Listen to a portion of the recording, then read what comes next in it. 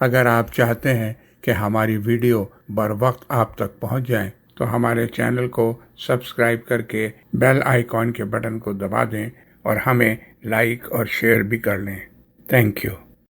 بسم اللہ الرحمن الرحیم جی، میں یہ گزارش کر رہا ہوں ویلنٹائنس ڈے کے حوالے سے کہ اس کے دو ایسپیکٹس ہیں۔ ایک تو اس کا ہسٹوریکل ایسپیکٹ ہے جس میں ہم اس کے اوریجن کے حوالے سے گفتگو کرتے ہیں اور یہ جاننے کی کوشش کرتے ہیں کہ یہ تہوار کہاں سے شروع ہوا، اور سینٹ ویلنٹائن جو ظاہر ہے ایک شخصیت تھے، ان کے ہاں کیا واقعہ پیش آیا جس کی وجہ سے یہ ایک تہوار کی شکل میں ڈھل گیا۔ لیکن قطع نظر اس کے کہ جو اس کی تاریخی اطلاعات ہیں، ظاہر ہے اس میں محققین بہت ساری مختلف آراء رکھتے ہیں، کوئی ایک رائے نہیں ہے۔ ایک چیز جو ان آراء میں کامن ہے اور جس کو ہمارے ہاں انگریزی ادب میں پھر ایک روایت کے طور پہ اپنا لیا گیا 13ویں صدی میں، وہ یہ ہے کہ بنیادی طور پہ یہ دن ایک ایسا ہے جس میں اس میں خواتین اور مرد حضرات آپس میں محبت کے اظہار کو ایک خاص اسلوب سے کرتے ہیں، اور یہ اظہار محبت کا ایک دن ہے۔ یعنی میں اس کو ایسی سمجھتا ہوں کہ جیسے ایک ایک آپ یوں سمجھ لیجئے کہ شادی شدہ یا غیر شادی شدہ جوڑے جو ہیں وہ ایک دوسرے کے لیے اپنی محبت کا اظہار کرنے کو ایک دن خاص طور سے مناتے ہیں، جس کے اندر وہ کنفیکشنریز، سویٹس وغیرہ یا تحفے وغیرہ، یا ایک خاص انداز سے ایک خاص تھیم جس کو آپ ریڈ تھیم کہتے ہیں، اس انداز سے اپنے اس پیشن کا، اس محبت کا اظہار کرتے ہیں۔ تو یہ اس کی اصل یہی ہے کہ صنف مخالف کے لیے محبت کا اظہار، اور یہ جا بجا آپ دیکھتے ہیں کہ مختلف ممالک میں اس کی ڈیٹس بھی کوئی ایک ڈیٹ متعین نہیں ہے۔ یعنی کئی ممالک میں یہ جیسا 14 تاریخ کو ہی منایا جاتا ہے، بعض اور ممالک میں اس کی اور ڈیٹس ہیں۔ لیکن میں جیسے عرض کر رہا ہوں کہ میں اس ہسٹوریسٹی کو نظر انداز کرتے ہوئے، میرا خیال ہے جس میں ہمیں کانسنٹریٹ کرنا چاہیے اور جس وجہ سے اصل میں یہ مذہبی حلقوں میں بھی تان تشنیع کا یا تنقید کا بنیاد بنتی ہے، وہ یہی ہے کہ اس کے اندر غالباً لڑکے اور لڑکیاں، چاہے وہ میرڈ ہوں، چاہے وہ شوہر اور خواتین حضرات آپس میں ہوں، وہ اپنے محبت کا یا اپنی جو تعلق خاطر کا اظہار کرتے ہیں۔ تو میں اس کو یہاں سے سمجھتا ہوں کہ جی جہاں تک محبت کے اظہار کا تعلق ہے، یا اگر میں دوسرے لفظوں میں کہوں to fall in love with someone or to express one's love with someone, as far as that is concerned، یہ کوئی دینی طور پہ ممنوع چیز نہیں ہے۔ یعنی اصلاً کسی خاتون کے لیے یا خاتون کا مرد کے لیے جذبات پیدا ہو جانا، محبت کے جذبات پیدا ہو جانا، یہ اپنی نیچر میں کوئی ممنوع چیز نہیں ہے، ایک فطری چیز ہے۔ یعنی اللہ تعالیٰ ہی نے وہ پیاس انسان کے اندر رکھی ہے، وہ فطری تقاضا انسانوں کے اندر رکھا ہے،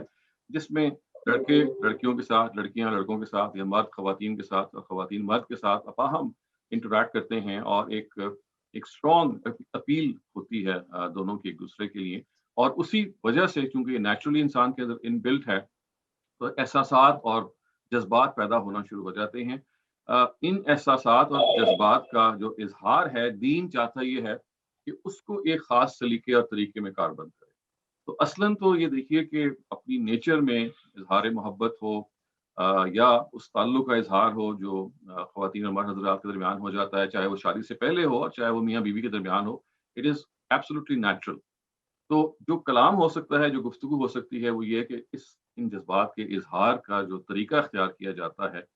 وہ کیا ہونا چاہیے۔ تو ہمیں دیکھیے دین اس سلسلے میں کچھ بنیادی رہنمائی دیتا ہے، جس کی نتیجے میں اگر اس رہنمائی کو ہم اپنے سامنے رکھ لیں تو یہ اصولی طور پہ ہم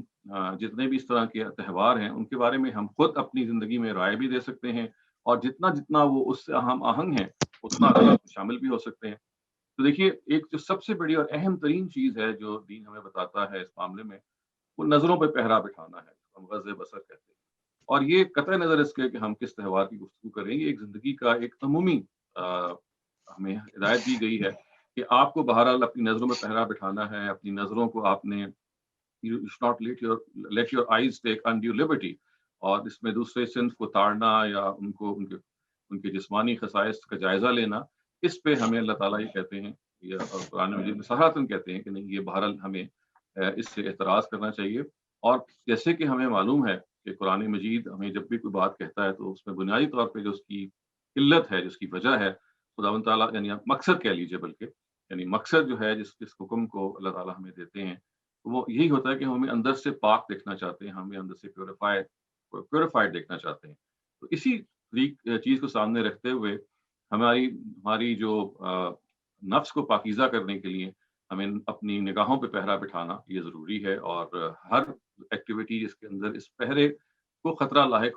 होने का इम्कान हो, उसमें हमें बहरहाल और ज़्यादा मोहतात रहना चाहिए और उसके लिहाज से अपने आप को उसमें बरतना चाहिए। एक बात तो ये होगी।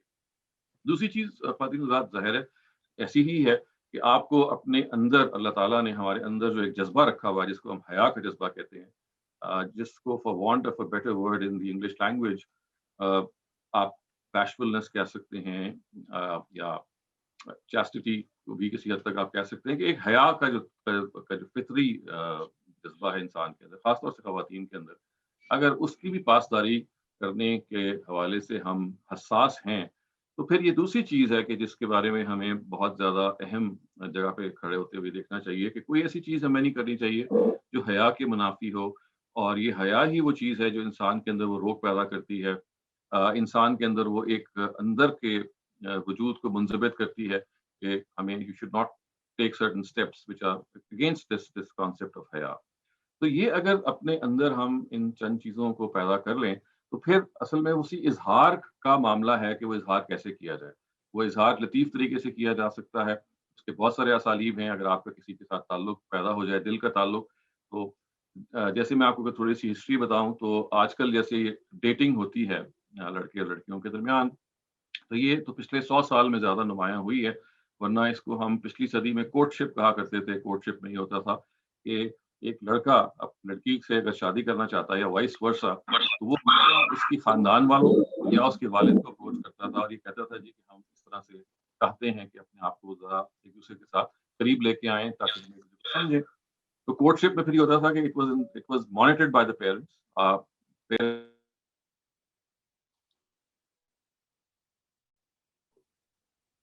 तो जो लड़के और लड़कियाँ थे वो वालिदैन की मौजूदगी में मिलते थे,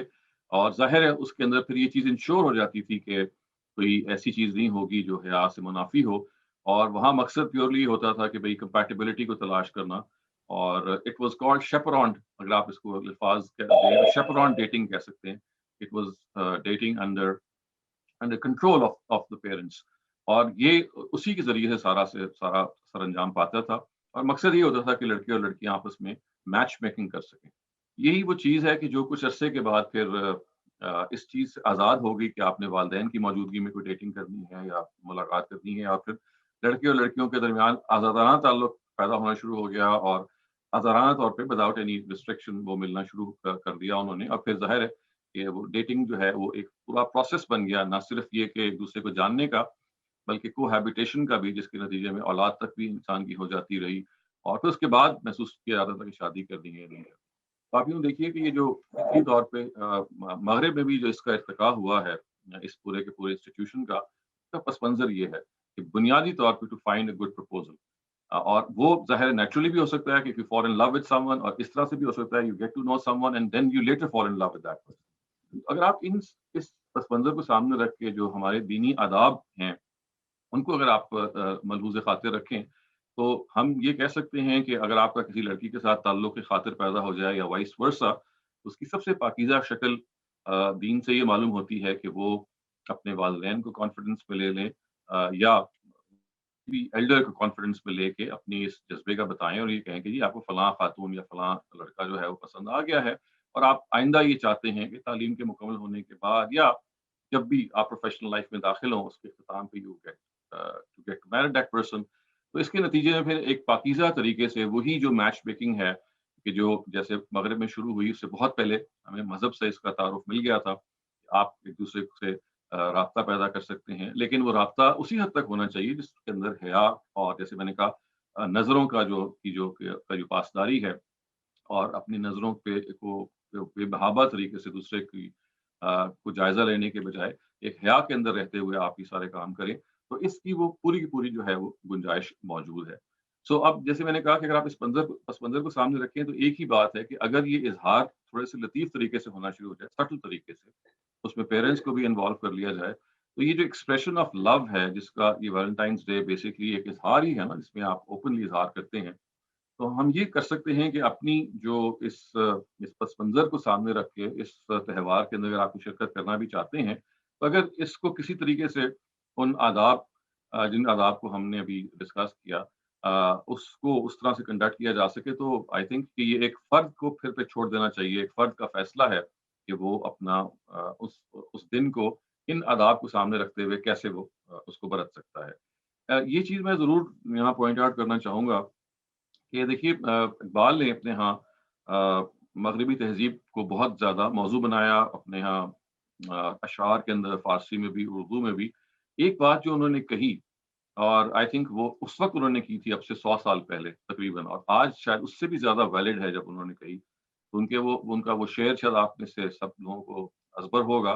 کہ فساد قلب و نظر ہے فرنگ کی تہذیب کہ روح اس مدنیت کی رہ نہ سکی عفیف. فساد قلب و نظر ہے فرنگ کی تہذیب کہ روح اس مدنیت کی رہ نہ سکی عفیف. یعنی اصل چیز جس چیز کو اقبال بھی مغربی تہذیب پہ تنقید کا نشانہ بناتے ہوئے کہتے ہیں وہ یہ ہے کہ آپ کا جو دل ہے اور آپ کی جو نظر ہے اس میں وہ فساد پیدا ہو جاتا ہے, اس کے اندر وہ پاکیزگی نہیں رہتی, اور آپ کے اندر وہ جس کو قرآن عفیف کہتا ہے نا, جس کو وہی الفاظ وہی ہیں کہ حیا کا جو عنصر ہے جو انسان کے اندر رہنا چاہیے. انفارچونیٹلی مغربی تہذیب اس حیا کے عنصر سے اپنے آپ کو فارغ کر بیٹھی ہے, اور اس حیا کے اندر نظر کے پہلو سے بھی اور بہت سارے اور پہلوؤں سے بھی اب وہ پاسداری نہیں رہی ہے. تو اگر ہم اپنے آپ کو صرف اظہار محبت کے لطیف اسالیب تک محدود رکھتے ہوئے اس دن کے حوالے سے ہم کوئی شرکت کر سکتے ہیں, تو ان گائیڈ لائنس کو بتا کے میرا خیال ہے ہمیں اپنے ینگسٹرز کو بھی اور اپنے آپ کو بھی خاموش ہو جانا چاہیے, کیونکہ ان کے ہاں ہمیں دیکھیے اصل میں جو چیز ہمیں بتانی ہے بنیادی طور پہ وہ یہ ہے کہ یہ کوئی پابندی نہیں لگائی گئی مذہب سے کہ آپ دوسرے صنف کے لیے اپنی محبت کا اظہار کریں. صرف اس کے کچھ سلیقہ اور طریقہ اور کچھ آداب ہیں. ان آداب میں اگر آپ دیکھتے ہیں کہ بہت ساری ایسی ایریاز ہیں اس فنکشن میں یا ایسے حصے ہیں ایسے فنکشن میں جہاں پہ وہ آداب شاید ملحوظ نہیں رکھے جا سکتے, اور ہو سکتا ہے کچھ ایسے حصے ہوں جو ملحوظ رکھے جا سکتے ہیں, اور ہو سکتا ہے اس میں کچھ اجتہاد بھی کیا جائے, کچھ تبدیلی کر کے اس کے اندر اس میں ایک یہ پہلو ڈال دیا جائے کہ آپ وہ جو ایک بلیٹنٹ اس کا نیچر ہے جس میں آپ بالکل ایک بے حیائی کے طریقے پہ یہ کام کر رہے ہیں وہ اس پہ آپ کنٹرول کر سکیں. اگر آپ ان گائیڈ لائنس کے ساتھ اپنے ینگسٹرز کو بتاتے ہیں اور خود بھی اس کے پابند رہتے ہیں تو یہ اصلاً اظہار محبت جس کو آپ کہہ سکتے ہیں ویلنٹائنس ڈے کا نام دیا گیا, ایک دن جس کو یادگار کے طور پہ بنایا گیا کہ کپلز آپس میں کیسے اس محبت کا اظہار کر سکتے ہیں, تو یہ اپنی ذات میں فی نفس ہی کوئی غلط چیز نہیں ہے. میرا خیال ہے صرف جس پہ گفتگو کرنی چاہیے وہ یہ ہے کہ اس کا اظہار کیسے کرنا چاہیے, اور خاص طور سے اس دن کے اندر جو ہم مختلف اظہار کے طریقے اختیار کرتے ہیں اگر وہ ان چند آداب کی پاسداری پر مبنی ہو جائیں جن کی طرف میں نے اشارہ کیا, بہرحال اپنی طرف سے ہم ایک کنٹرولڈ شرکت کر سکتے ہیں. میں تو اس کو ایسے سمجھتا ہوں. بہت شکریہ ڈاکٹر صاحب. خواتین حضرات آپ لوگ ذرا ہینڈ ریز اور ورچوئل ہینڈ ریز کی ایک آپشن ہوتی ہے, اگر آپ کے کوئی سوالات ہیں تو ہینڈ ریز کیجیے پلیز. ڈاکٹر صاحب یہ بات تو سمجھ میں آتی ہے کہ انسان جو بلی اور خلقی طور پر ایک استھیٹک سینس لے کے پیدا ہوا ہے اور پھر وہ فطری طور پہ اس کا اظہار بھی چاہتا ہے, ذرا اس پر بھی روشنی ڈالیے گا کہ یہ جو انسان پھر تحدید کر دیتا ہے ایک خاص دن کی کہ اسی دن میں یہ کام ہوگا, اس کے پیچھے کیا اپروچ ہے اور اس کو آپ کیسے دیکھتے ہیں؟ یہ دیکھیں یہ تو ایسے ہی ہے کہ جیسے ہمارے ہاں ایک کلچرل ٹریڈیشن بن گئی ہے کہ کسی چیز کو کمیموریٹ کیا جائے, کسی چیز کو ذرا زیادہ نمایاں کر دیا جائے. جیسے اب سالگرہ بھی سال میں ایک ہی دفعہ آتی ہے تو آپ ظاہر اس دن کو کمیموریٹ کرتے ہیں, اس کو یادگار کے طور پہ مناتے ہیں. تو بالکل ایسے ہی ہے کہ کسی ایک دن کو آپ نمایاں کر لیتے ہیں. یعنی اصلاً یہ کوئی میں یہ کہوں گا کہ اس کو غلط اور صحت کے پیمانے سے جانچنے کے بجائے اس کو آپ یہ سمجھیں کہ ایک کلچرل اظہار ہے ایک خاص چیز کا کہ ہاں ہم نے اس جذبے کا اظہار ایک خاص دن ذرا زیادہ کرنا ہے. تو مذہب کو میں تو مذہبی لحاظ سے کہوں گا نا کہ مذہب کو اس پہ کوئی اعتراض نہیں ہے. آپ یہ ضرور کہہ سکتے ہیں کہ بھائی ہمارے لیے ہر دن ہی محبت کے اظہار کا دن ہے یا ہمارے لیے ہر دن ہی صحیح طریقے سے اپنے آپ کو برتنے کا دن ہے. لیکن اگر دنیا فرض کیجئے کسی ایک دن کو نمایاں کرنا چاہتی ہے کہ ہاں ہم اپنی بات کو ذرا چاہتے ہیں کہ ایک خاص اسٹریس سے بیان کریں, تو I don't think this can be objected to. I think جو اہم بات ہے وہ وہی ہے جو میں نے کوشش کی شروع میں بتانے کی کہ وہ آداب جو ہیں یعنی لطیف پیرایا اگر اختیار کیا جائے, لطافت اس کے اندر رکھی جائے. دیکھیے لطافت کا میں جو آپ کو تھوڑا سا ایکسپلین بھی کروں کہ آپ یہ دیکھیے نا عشق و عاشقی کے بہت سارے ایسے مضامین ہیں کہ اگر آپ ان کو لطیف طریقے سے اردو غزل میں مثال کے طور پہ پڑھتے ہیں تو آپ بالکل اس کو انجوائے کرتے ہیں. آپ کو یہ معلوم ہے کہ حضرت عمر جو ہیں وہ ان کے سامنے قصیدے پڑھے جاتے تھے، اور عربوں کے ہاں جو قصیدے تھے ان کے ہاں خواتین کی تعریف کی جاتی تھی، باقاعدہ طور پہ ان کے جو ایٹریبیوٹس ہیں وہ بیان کیے جاتے تھے، اور نام لے کے بعض دفعہ تو انہوں نے کہا جاتا ہے کہ بھئی یہ نام لے کے اس کو ہمیں کسی خاتون کے بارے میں متعین طور پہ نہیں کہنا چاہیے، لیکن عرب شاعری سے بہت سارے لوگ مستفید ہوتے تھے، اور یہ ایک انٹرٹینمنٹ کا ذریعہ بھی تھا. تو اس انٹرٹینمنٹ کو جو ایک ہیلدی انٹرٹینمنٹ ہے جس کے اندر آپ لطیف جذبات کو تسکین بھی کر رہے ہوتے ہیں، اپنے ذوق کے جمالیات کی بھی تسکین کر رہے ہوتے ہیں، اس کا اظہار بھی کر رہے ہوتے ہیں. اس کے لیے اگر آپ کوئی دن بھی مناتے ہیں تو آپ یہ کہہ سکتے ہیں کہ بھئی اس کا کوئی فائدہ ہے، نہیں فائدہ ہے، یوٹیلیٹی ہے نہیں ہے، اس پہلو سے تو آپ کوئی آدمی دو رائے رکھ سکتا ہے، لیکن اگر آپ مذہبی حوالے سے پوچھیں تو کوئی خاص اس میں آبجیکشن تو نہیں ہم کر سکتے. صحیح. تو اس میں بھی جب ہم دیکھتے ہیں کہ یعنی انسان نے اپنی کچھ چیزوں کو یعنی فطری چیزوں کو کمیموریٹ کرنے کا بھی کچھ یعنی اصول بنا رکھے ہوئے ہیں، جیسے ایک دن سال میں مختص کر لی. یہ سوال میں نے اس حوالے سے پوچھا ہے کہ انسان جو ہے وہ تو سراپا محبت ہے اور اس کا اظہار بھی چاہتا ہے، ایسا تو نہیں ہے کہ کوئی اس کو ریفیوٹ کر کے کوئی نفرت کا بھی اس سے کوئی تقاضا کیا جاتا ہے، یا باوجود اس کے کہ اس میں شر کا بھی پہلو ہے، لیکن محبت اور محبت کا اظہار تو اس کی سراپا زندگی ہے، وہ ہر لمحے اس میں ہونا چاہیے. اور پھر اس کے باوجود وہ ایک خاص دن کو یعنی اس کی تحدید کر لیتا ہے، تخصیص کر لیتا ہے اپنی اس کو منانے کے لیے، اس کو کمیموریٹ کرنے کے لیے. تو اس کو ہم سمجھتے ہیں کہ یہ ایک فطری تقاضا ہے، کوئی ایسا مسئلہ نہیں، مذہب کو بھی کوئی اعتراض نہیں. سوال اس پہلو سے پوچھا گیا تھا کہ ہمارے ہاں کچھ عارفین مثال کے طور پہ عید میلاد النبی کے حوالے سے یہ ایک بتاتے ہیں کہ جیسے رسالت مآب صلی اللہ علیہ وسلم تو ہماری سراپا یعنی شب و روز کی شخصیت ہیں، لمحہ بلمحہ کی شخصیت ہے، انہیں تو ہر وقت یاد کرنا چاہیے، ہر وقت. لیکن ظاہر رسالت مآب صلی اللہ علیہ وسلم بھی ایک خاص وقت میں ایک خاص موقع پر پیدا ہوئے، تو ان کی پیدائش کے حوالے سے اس کو کمیموریٹ کرنا عید میلاد النبی کا ایک تہوار کہلاتا ہے، بالکل اسی طرح جس طرح ادھر یہ ایک تہوار ہے. تو اس کو کمیموریٹ کرنا اس حوالے یعنی اس پر بھی اگر آپ اعتراض کریں گے تو یہ تو ضرور کر سکتے ہیں کہ آپ اس کا اظہار کیسے کر رہے ہیں، یا اس کو منا کیسے رہے ہیں، یا اس کی آگے ڈیٹیلز کیا ہیں، وہ تو ایک اخلاقی پہلو سے سوال آ جاتے ہیں. تو میرا سوال اس حد تک یہ ہے کہ ایک دن کو مخصوص کرنا اور اس تہوار کو اس طرح منانا، اس میں اپنی ذات میں کیا حرج ہے؟ کوئی حرج نہیں ہے. میں تو ذاتی طور پہ یہ سمجھتا ہوں کہ یہ میں نے دیکھیے نا، تہوار عام طور سے بعض دفعہ ایک ہی دن منائے جاتے ہیں، جیسے کرسمس کا تہوار کا ایک ہی دن طے ہے. ہمارے یہاں کلچرل تہوار جیسے بسنت ہے، اب پتنگیں تو سارا سال اڑتی ہیں، لیکن ایک سال ذرا زیادہ اہتمام کے ساتھ وہ ماحول کریٹ کیا جاتا ہے جس میں سب لوگ شامل ہو جاتے ہیں، تو یہ ایک تفریح اور انٹرٹینمنٹ کا ذریعہ بھی بنتی ہے. تو اس وجہ سے کسی ایک دن کو مختص کر لینا کہ بھئی یہاں ہم اپنے اظہار محبت کے کوئی لطیف اسالیب اختیار کریں گے، شعر و شاعری کی مجلسیں منعقد کریں گے، یا اپنے محبوب سے ہم راز و نیاز کریں گے، یہ کوئی ایسی I don't find anything wrong with it. اور یہ انسان کی ایک طریقہ ہوتا ہے کہ جس میں وہ چاہتا ہے کہ دیکھیے دن منانے کا فائدہ یہ ہوتا ہے کہ آپ دنیا کو اس میں شریک کر لیتے ہیں. یعنی ایک ہوتا ہے نا انڈیویجول طریقے سے آپ ہر آدمی ہر روز ہی کر رہا ہوتا ہے، لیکن آپ جب ماحول کریٹ کرتے ہیں تو اس کے اندر ایک اس چیز کو ذرا اہمیت زیادہ ملنی شروع ہو جاتی ہے، وہ چیز ذرا زیادہ نمایاں ہو جاتی ہے، شرکت لوگوں کی زیادہ ہو جاتی ہے. تو یہ ایسے ہی ہے کہ جیسے اس کا افیکٹ زیادہ ہو جاتا ہے. تو میرا خیال ہے کہ اس میں شاید آبجیکشن تو شاید نہیں کی جا سکتی. بہت شکریہ. فہیم شاہ صاحب آپ اس کو انمیوٹ کر کے. اچھا جی، السلام علیکم. وعلیکم السلام جی. میرا بھی وہی کوشچن ہے جو فیصل صاحب نے ایکچولی پوچھا ہے، اور آپ نے اس کا جواب دیا ہے، اور وہ سمجھ میں آتا ہے، کوائٹ لاجیکل. لیکن میں اس کو اس طریقے سے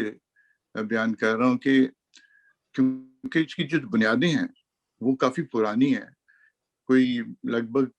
3rd سینچری سے اس سے جڑا ہوا ہے، اور یہ سینٹ ویلنٹائنس ڈے کے نام پہ سلسلہ تھا. اور چونکہ یہ پھر بیچ میں یہ بھی اس میں بتایا جاتا ہے کہ یہ کیونکہ یہ beginning of birds mating season ہے، اور اس میں جو رومانس کا جو ہے وہ نیگیٹو پہلو کی بنیادیں ہیں، تو اس کو ہم ایک تو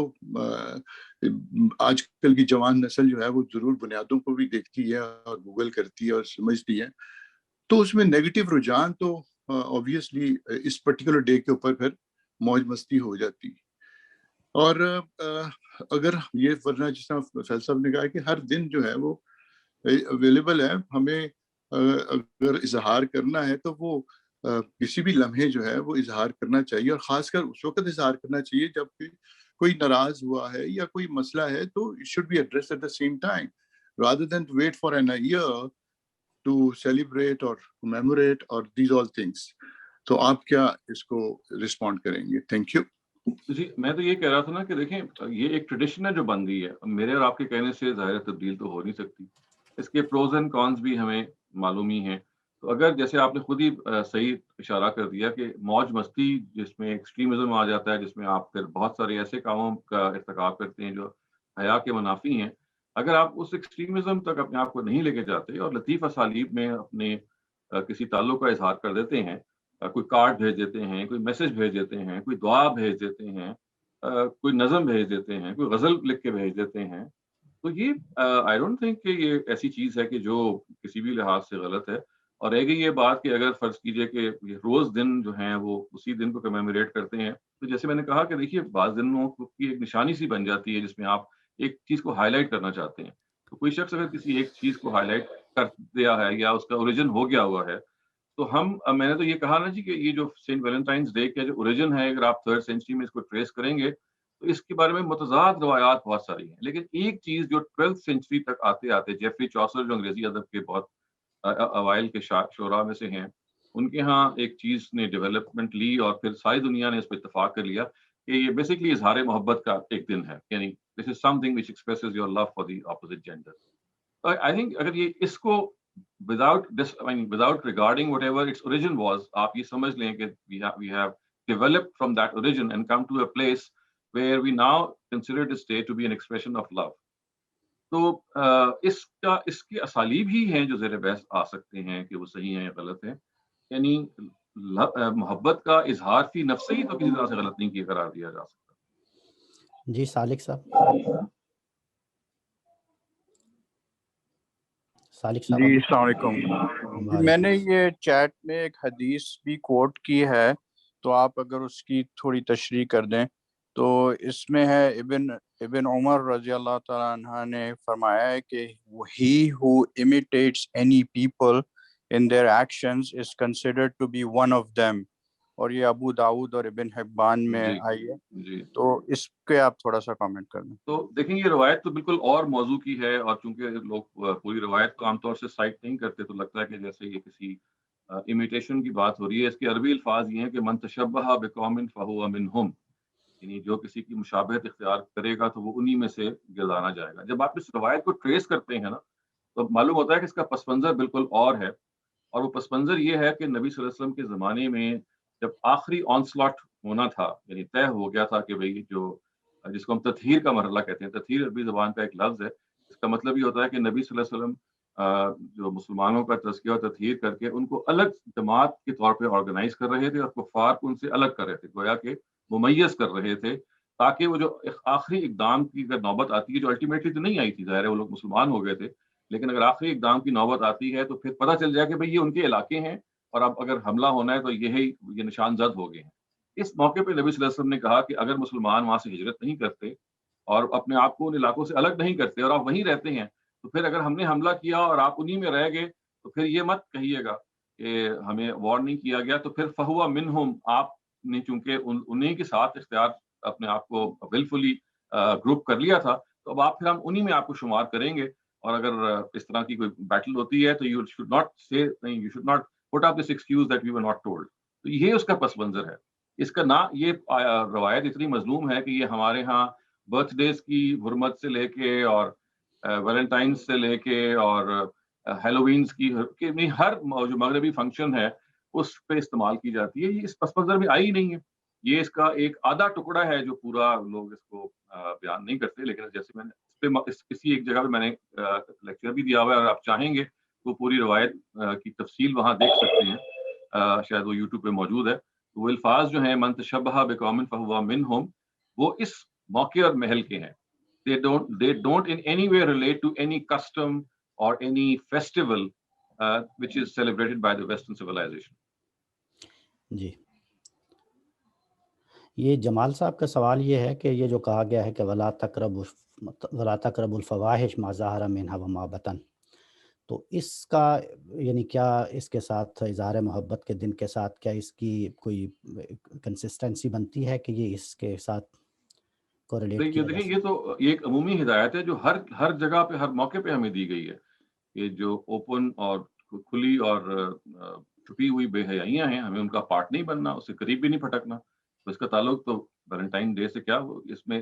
کوئی بھی ایسی ہمیں حرکت نہیں کرنی کسی بھی لحاظ سے کہ جو چھپی ہوئی ہو یا اعلانیہ ہو، جس کو ہم بے حیائی میں شمار کر سکتے ہیں. اگر ویلنٹائنس ڈے پہ کوئی بے حیائی ہو رہی ہے تو ہمیں اس میں شامل نہیں ہرگز ہونا. اگر عام دنوں میں ہو رہی ہے اس میں بھی شامل نہیں ہونا. تو اس کا تعلق صرف ویلنٹائنس ڈے سے نہیں ہے، یہ ایک عمومی ہدایت ہے جو ہر وقت ہمیں اپنے پیش نظر رکھنی چاہیے. یعنی وہ تو کوئی نیک محفل میں بھی اگر بے حیائی ہے تو اس نیک محفل کو بھی اسے تھوڑا یعنی اب ہمیں ہر لحاظ سے، یعنی یہ ایک عمومی ہدایت ہے یہ صحیح. اس کا، اور یہ جہاں بھی پائی جائے گی، جس جگہ بھی پائی جائے گی، جس موقع بھی پائی جائے گی، جس دن بھی پائی جائے گی، ہمیں اس سے باہر دور رہنا ہے. کیونکہ دیکھیے دین کا مقصد چونکہ ہمیں اندر سے پاکیزہ رکھنا ہے، تو ہر وہ چیز جو اس پاکیزگی کو ڈینٹ کرے گی، اس پاکیزگی کو میں آڑے آئے گی،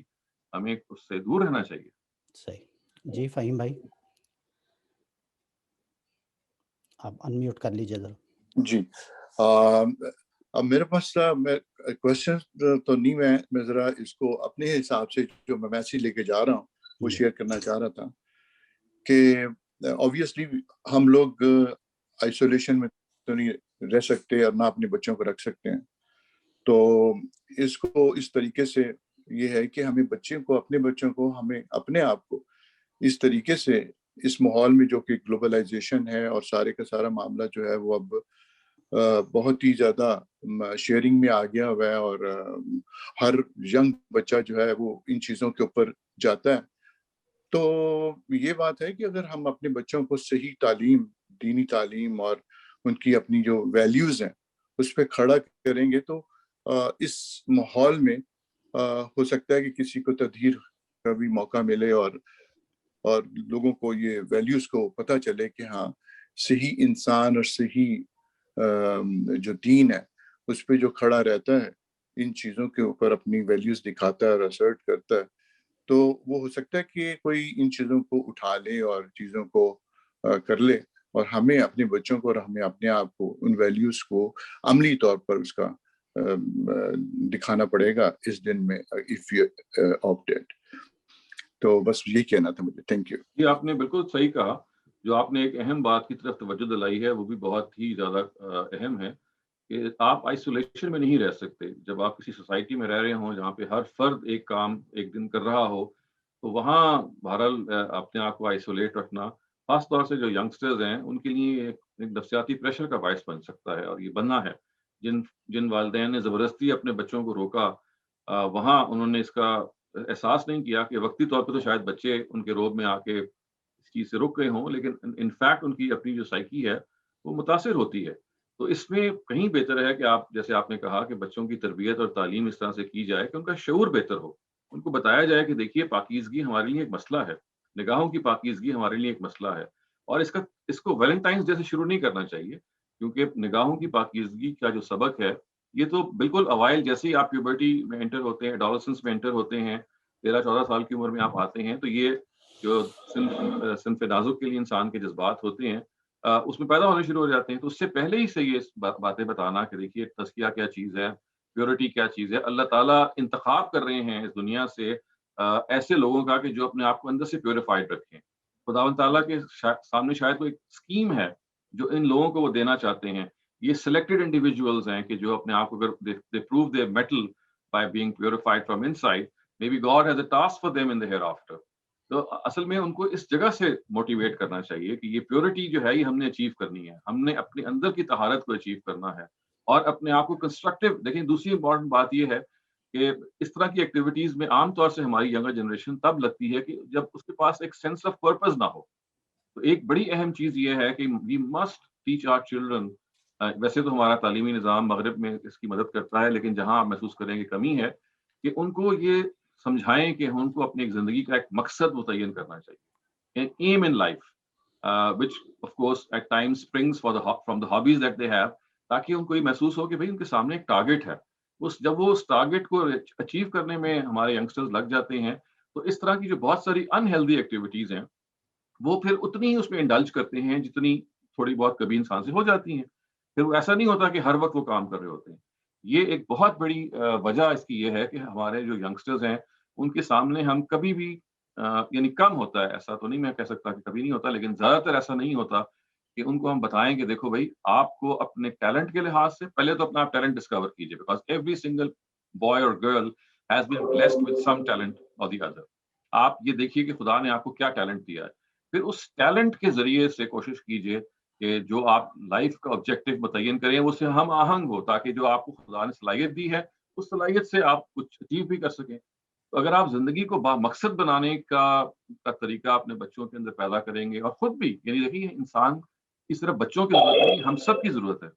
اگر ہم سب اپنی زندگی کو کسی ایم کے پیچھے لگا دیں گے, کسی مقصد کے پیچھے لگا دیں گے, تو بہت ساری فالتو ایکٹیویٹیز کا ٹائم آپ کے پاس نہیں ہوگا, اس لیے کہ آپ زیادہ تر چاہیں گے میں اپنا مقصد اچیو کروں. تو مقصد سے اپنے بچوں کو جوڑنا, ان کے اندر کریٹیوٹی پیدا کرنا, یہ دوسری چیز ہے. یعنی مقصد سے جوڑنے کے بعد دوسری چیز ہے کریٹیوٹی پیدا کرنا. کریٹیوٹی کا کیا مطلب ہے؟ اس کا مطلب یہ ہے کہ ان کے اندر جو تخلیقی صلاحیتیں ہیں ان کو اجاگر کرنے کے لیے ان کو مختلف ایکٹیویٹیز دینا. پھر تیسری چیز یہ ہے کہ ان کے اندر کریٹیکل تھنکنگ جیسے ایک بہت بڑے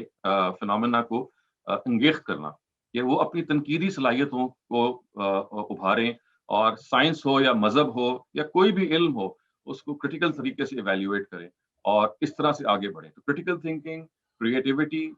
sense of purpose in life, یہ تینوں وہ چیزیں ہیں جو اگر آپ دیکھیں تو ترقی یافتہ قوموں میں پائی جاتی ہیں. مجھے جاپنیز لوگوں سے کا مطالعہ کرنے کا بھی موقع ملا, اور میں نے یہ دیکھا کہ جو جاپنیز ہیں ان کے ہاں یہ بہت زیادہ روایت ہے کہ بہت اوائل میں وہ بچوں کے اندر کریٹیوٹی پیدا کرتے ہیں, کہ ان کے ہاں بہت سارے کام ہوتے ہیں. وہ بچوں کو ماڈلز بنانے کے لیے, چاہے وہ الیکٹرانکس کے ہوں, چاہے وہ سرکٹری کے ہوں, چاہے وہ کمپیوٹرز کے ہوں, وہ کٹس ہیں جو ان کو وہ لا کے دے دیتے ہیں, اسمال کٹس جن کو آپ اسمبل کر کے کوئی نہ کوئی چیز بنا رہے ہوتے ہیں, and you get this sense of achievement کہ میں نے کچھ کیا ہے. تو اصل میں یہ جو ہیلدی ایکٹیویٹیز ہیں جن کے بارے میں at times we are not imaginative enough, نہیں آپ امیجن کریں کہ آپ نے کوئی اچھی ہیلدی ایکٹیویٹی اپنے ینگسٹرز کو دینی ہے, اور یہ ہیلدی ایکٹیویٹی کوئی کریٹو چیز کو فارم کرنے میں, کسی کریٹیکل آئیڈیا کو سمجھنے میں, اور کسی مقصد کو, وہ مقصد گارڈننگ بھی ہو سکتا ہے, وہ مقصد پینٹنگ ہو سکتا ہے, وہ مقصد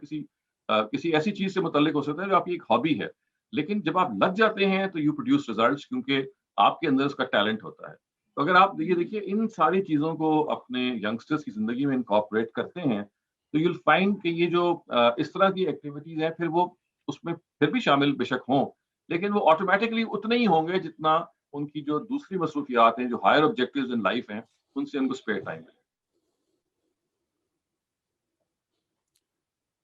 بہت شکریہ جی.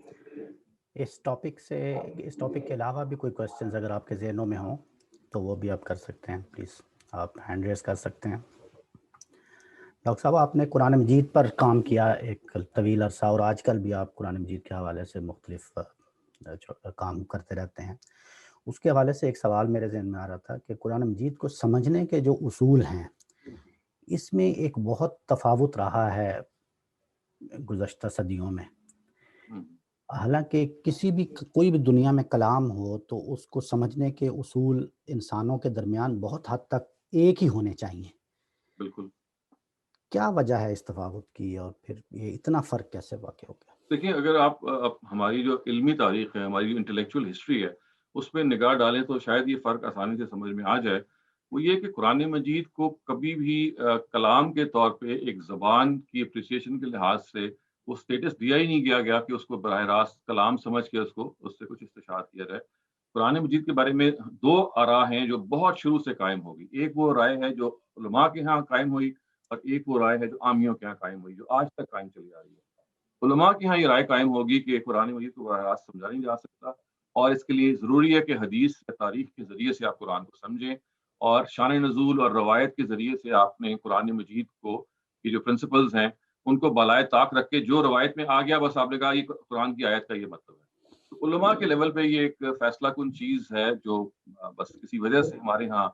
بہت اوائل ہی میں طے ہو گئی اور آج تک چلی آ رہی ہے. اور عامیوں کے ہاں یا عام لوگوں کے ہاں یا ماسس کے ہاں یہ ہوا کہ قرآن مجید ایک حفظ و تلاوت کی چیز بن کے رہ گئی, کہ بھائی آپ اس کو زبانی یاد کر لیں، اس کی تلاوت کر لیں اور اس سے ثواب حاصل کر لیں۔ تو آپ یہ دیکھیے اگر کسی کلام کے ساتھ یہ ظلم ہو جائے کہ اس کے جو اسکالرز ہیں وہ یہ کہیں جی کہ تو ڈائریکٹلی سمجھا نہیں جا سکتا، اس کے لیے تو کسی اور کلام کی ہمیں ضرورت ہے، وہ حدیث ہے یا تاریخ ہے۔ اور اس کے جو عام لوگ ہیں وہ یہ سمجھیں کہ جی یہ تو اصل میں کوئی سمجھنے کی چیز ہی نہیں ہے، یا تو آپ حفظ کے طور پہ اس کو زبانی یاد کر لیں اور یا مردے بخشوانے کے لیے اس کو استعمال کریں۔ آپ یہ دیکھیے یہ ایسی مظلوم کتاب ہے کہ اگر آپ اس سے یہ رویہ اختیار کریں گے تو پھر جو آپ اس وقت سچویشن دیکھ رہے ہیں بعید نہیں ہے کہ یہ سچویشن ہوتی، اس کے علاوہ پھر کچھ ہو نہیں سکتی۔ تو دنیا میں کلام کو سمجھنے کے جو اصول ہیں، اگر قرآن مجید کو بھی انہی اصولوں کے ذریعے سے سمجھا جاتا تو یہ بہت پہلے مسئلہ حل ہو چکا ہوتا۔ انفارچونیٹلی ان پرنسپلس کو کبھی اپلائی ہی نہیں کیا گیا، اور وہی میں نے جیسے کہا یہ 2 فیصلے ہوئے ہیں علماء کے لیول پہ بھی اور عامیوں کے لیول پہ بھی، جو آج بھی ایسا ہی ہیں۔ یعنی یہ تو آپ کے سامنے ایک ایکسیپشنل سچویشن ہے کہ استاد امیر الدین فرائی کی شخصیت نے یہ آپ کہہ لیجیے اس کفل کو توڑا اور اس پورے کے پورے معاملے کو بالکل ٹاپسی ٹروی کر کے ایک نئے انداز سے کہا کہ بھائی کلام کو اس کے فطری اصولوں کے مطابق کیوں نہیں آپ اپریشیٹ کرتے۔ قرآن مجید بھی کلام ہے اور کلام کو سمجھنے کے فطری اصول ہیں۔ استاد فراہی نے جو اصول بتائے وہ کوئی نئے اصول نہیں ہیں، وہ بالکل نیچرل اصول ہیں جو کسی اور کلام پہ بھی اپلائی کیے جا سکتے ہیں۔ لیکن میں نے جیسے کہا کہ ہماری جو 1200 سال کی علمی تاریخ ہے اس میں اس ایپلیکیشن کی نوبت ہی کبھی نہیں آئی، کیونکہ یہ سمجھ لیا گیا کہ قرآن مجید کو آپ ڈائریکٹلی اپریشیٹ نہیں کر سکتے، اس کے لیے حدیث و تاریخ کا علم چاہیے۔ اور نہ صرف یہ کہ حدیث و تاریخ کا، بلکہ اگر آپ کو میں کلاسیکل اسکالرس کی بات سناؤں تو یہ کہتے ہیں کہ قرآن کو سمجھنے کے لیے 14 علوم درکار ہیں، اور وہ 14 علوم پھر وہ ظاہر ہے کہ صرف اور نحو اور بہت ساری، اس میں تو بہت سارے ایسے بھی ہیں جو واقعی کارآمد علم ہیں، لیکن اس میں بہت سارے وہ ہیں کہ جو بالکل آج کل کے لحاظ سے اور کلام کی اپریسیشن کے لحاظ سے بالکل ہی کارآمد نہیں ہے۔ تو اگر آپ کلام کے فطری اصولوں کے لحاظ سے قرآن کو اپریشیٹ کریں، آپ صحیح کہہ رہے ہیں کہ اس میں اور دوسرے کلام کے اندر جو ایک سملیرٹی پائی جاتی ہے، ظاہر ہے یہ ڈیوائن کلام ہے، اس کے اندر اس طرح کی امپرفیکشن نہیں ہو سکتی، یہ تو ایک الگ سے اس کا وصف ہے۔ لیکن other than that linguistic appreciation کے لیے جو ایک سینس چاہیے، اگر آپ صرف اس کو برتنا شروع کر دیں تو ریزلٹس آئیں گے، اور چنانچہ آئے ہیں۔ استاد فرائی اور ان کے بعد جو ان کے طائفے کے دوسرے لوگ ہیں انہوں نے اسی زبان ہی کے پرنسپلس کو اپلائی کرتے ہوئے آپ دیکھیے دنیا تبدیل کر دی ہے۔ فہم بہت شکریہ جی۔ فہیم بھائی اور پھر ناظم بھائی۔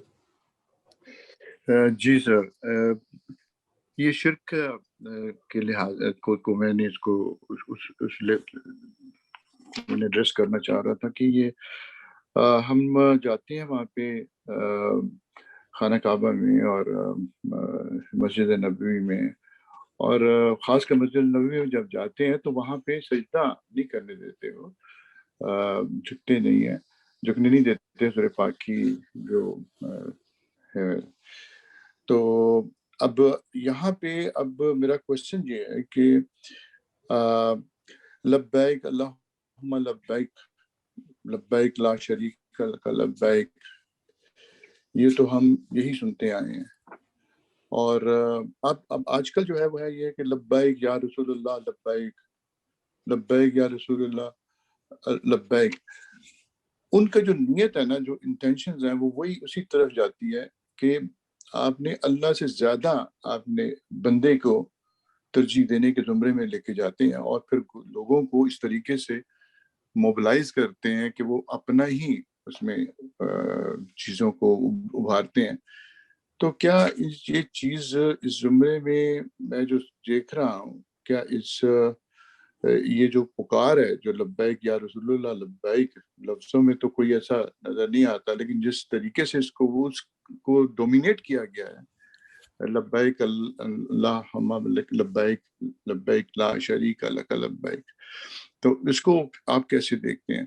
تو آئی ڈونٹ نو، میں آپ کو اپنا جی آپ کی بات سمجھ میں آ گئی۔ دیکھیں یہ لفظ اگین اس کا آپ لینگویج کے لحاظ سے سمجھیے، لبیک کا مطلب ہے میں حاضر ہوں، میں آپ کی ڈسپوزل پہ ہوں۔ تو یہ جو جب آپ خانہ کعبہ میں حج کے موقع پہ یا عمرہ کے موقع پہ یہ کلمات ادا کرتے ہیں تو یہ خدا کے لحاظ سے ہوتے ہیں، اور آپ یہ کہتے ہیں کہ اللہ میں جس پکار کے لیے مجھے یہاں بلایا گیا تھا، حضرت ابراہیم نے کہا تھا کہ یہ مرکز بنایا جا رہا ہے، اور انہوں نے وہ اس زمانے سے وہ پکار بلند کی تھی، تو میں اس کے جواب میں اب آپ کے گھر کی زیارت کرنے کے لیے آ گیا ہوں۔ تو یہ اس پس منظر کی چیز ہے اور بالکل درست ہے۔ یہ جو آپ نے رسول اللہ کے حوالے سے لبیک کے الفاظ کہے، تو یہ تو میں بھی کوشش کرتا ہوں آپ کو سمجھانے کی، لیکن یہ الگ سے آپ کی بات بالکل ٹھیک ہے کہ ہمارے ہاں جنرلی رویہ یہ ہے کہ ہم نے نبی صلی اللہ علیہ وسلم کا جو اسٹیٹس ہے وہ خدا سے بھی بڑھا دیا ہے. یعنی کم سے کم خدا تک تو وہ ہے، لیکن بعض دفعہ لگتا ہے کہ جیسے خدا بھی مطلب نیچے ہیں اور نبی صلی اللہ علیہ وسلم اوپر ہے. تو یہ رویہ تو ظاہر ہے کسی بھی لحاظ سے ٹھیک نہیں ہے اور ہمیں اس کی شدید اصلاح کرنی چاہیے. لیکن یہ جو رسول اللہ کے حوالے سے لبیک کے جو ورڈز کہے جاتے ہیں، اور پاکستان میں چونکہ تحریک لبیک موجود ہے جس میں ابھی یہ جو خادم علی صاحب تھے جن کا بھی حال میں انتقال بھی ہوا ہے، خادم علی رضوی صاحب، سو یہ جو تحریک لبیک ہے انہوں نے جب یہ نام رکھا تو یہ کوئی اس شرک کی طرف اشارہ نہیں کیا. یعنی یہاں لبیک کو اپنے لنگوسٹک مفہوم میں لیا کہ اے پیغمبر میں آپ کی ناموس کی حفاظت کے لیے حاضر ہوں. یعنی آپ کی عزت پہ حملہ کیا جا رہا ہے، جیسے کہ ان کا خیال تھا. یہ جو خاکے بنائے جاتے ہیں یا توہین رسالت کے آئے دن کوئی نہ کوئی نئے طریقے اختیار کیے جاتے ہیں، تو اس کے تحفظ کے لیے انہوں نے کہا جی کہ ہم اے رسول اللہ آپ کے لیے حاضر ہیں. تو یہ ایک آپ کے لیے ایک زبان کے کیا ایک اسلوب ہے. یعنی اس پہ اعتراض نہیں کیا جا سکتا زبان کے لحاظ سے کوئی شرک داخل ہو گیا، یہ تو ہم نہیں کہیں گے. ظاہر ہے آپ اس کی اسٹریٹجی پہ تنقید کر سکتے ہیں، اس کی نوعیت پہ کر سکتے ہیں، لیکن اصلاً جب یہ لوگ کہہ رہے ہوتے ہیں تحریک لبیک والے، وہ یہ کہہ رہے ہوتے ہیں کہ اے پیغمبر ہم آپ کی ناموس کی حفاظت کے لیے بالکل اپنے آپ کو کمر بستہ کیے ہوئے. ناظم الدین صاحب آپ سوال کر سکتے ہیں. انمیوٹ کر لیجیے گا. ڈاکٹر صاحب میرے دو سوال ہیں آپ سے. ایک تو ابھی آپ نے جو ذکر کیا قرآن شریف کے حوالے سے اور کہا کہ کس طریقے سے اس کو سمجھنے کے لیے ہمارے جو سلف ہیں انہوں نے اس کو اس طرح وہ اپنا کردار ادا نہیں کیا، اور وہ ٹھیک ہے. لیکن شاہ ولی اللہ سے پہلے اور یہی صورتحال تھی کہ جی اس کا ترجمہ کرنا بھی صحیح نہیں سمجھا جاتا تھا. لیکن بہرحال شاہ ولی اللہ کے بعد پھر ان کے بیٹوں نے یہ کوشش کی، شاہ عبد القادر نے اس کا ترجمہ کیا، پھر اس کے بعد وہ ایک سلسلہ جو ہے وہ شروع ہوا 18ویں صدی کے اندر، اور پھر فرائی اسکول آف تھاٹ اور مختلف وہ سلسلے چلتے رہے. لیکن کیا آپ یہ نہیں سمجھتے کہ بہرحال جو مسلسل جو قرآن پڑھا جا رہا تھا یا صرف تلاوت کی جا رہی تھی، تجوید کی جا رہی تھی، زبانی یاد کیا جا رہا تھا، اس نے اس کو محفوظ رکھا اور اس طریقے سے وہ ہم تک تواتر کے ساتھ وہ پہنچ گیا. تو ایک تو یہ تھا کہ اس کے متعلق آپ کی کیا رائے ہے. دوسرا میرا سوال یہ تھا کہ آپ نے جب آپ یہاں آئے تھے، آپ کیو ایس سی کی ایک ہماری میٹنگ ہوئی تھی جس میں قرآن کے اسی جو آپ جو کام کر رہے تھے جمع و تدوین کے حوالے سے، اس میں آپ نے ذکر کیا تھا برمنگم کی، یا شاید میں اگر غلط نہیں ہوں کہ وہاں کہیں کوئی ایک ایسی لائبریری دریافت ہوئی ہے جہاں قرآن کا بڑا پرانا کوئی نسخہ ہے اور وہ اس پہ کام ہو رہا ہے. اس کے متعلق بتائیے کہ اس کی کیا معلومات ہیں تازہ ترین. بس یہی دو سوال تھے میرا تو سوال. دیکھیں جی، جہاں تک پہلے سوال کا تعلق ہے تو وہ اس لحاظ سے تو ظاہر ہے ایک بہت بڑا کام تھا کہ جن لوگوں نے قرآن مجید کو حفظ و تلاوت ہی کے طور پہ سمجھا، تو انہوں نے اپنا کردار ادا کیا قرآن کی پریزرویشن میں، قرآن مجید کی حفاظت میں، اور اس لحاظ سے بہت قابل تحسین چیز ہے. تو یہ تو اس کا ایک ایسپیکٹ ہے. مگر چونکہ ہم قرآن مجید کے دو ایسپیکٹس ہیں نا، ایک یہ ہے کہ وہ محفوظ رہے اور دوسرا یہ ہے کہ اس کو سمجھا بھی جائے. تو ان لوگوں نے یہ تو اہتمام کیا اپنے حفظ و تلاوت کی وجہ سے کہ قرآن کی جو حفاظت ہے وہ اس کا اہتمام ہوا، کیونکہ لوگوں نے اس کو زبانی جب یاد کیا اور لاکھوں کی تعداد میں، کروڑوں کی تعداد میں، تو وہ ٹیکسٹ محفوظ ہو گیا. تو حفاظت تک کی تو بالکل ان کی ذمہ داری بہت اچھی طرح ادا ہو جاتی ہے. لیکن اس سے اگلی ذمہ داری بھی تو قرآن مجید نے ہم پہ ڈالتا ہے نا، وہ یہ کہ اس کو سمجھا جائے، اور اس سمجھنے کے لیے جو فطری پرنسپلز ہے کلام کو سمجھنے کے لیے ان کو استعمال کیا جائے. تو اصل میں روک وہاں لگی، اور چونکہ یہ رائے قائم کر لے گی کہ قرآن تو آپ سمجھ نہیں سکتے، اس کے لیے ضروری ہے کہ آپ حدیث کا سہارا لیں یا فلاں جب تک علوم آپ، یعنی کچھ علوم جیسے میں نے کہا بہت ضروری ہے کہ آپ زبان اچھی طرح جانیں، لیکن بعض علوم ہیں جیسے منطق ہے یا بعض اور ہے جو قرآن کی سمجھ میں کوئی خاص کردار نہیں ادا کرتے، سر کر دیا گیا، اور آپ ڈائریکٹ اپریسیشن نہیں کرتے تھے قرآن مجید کی، بلکہ آپ کہتے تھے اچھا یہ خارج کے سورسز کیا کہہ رہے ہیں، ہم نے اس کو سمجھنا ہے. اور قرآن مجید کو پھر آپ نے سمجھا تو دیکھیے جیسے اگر آپ صاحب علم آدمی ہیں تو شان نزول کی روایتوں نے ایک بہت بڑا کردار ادا کیا.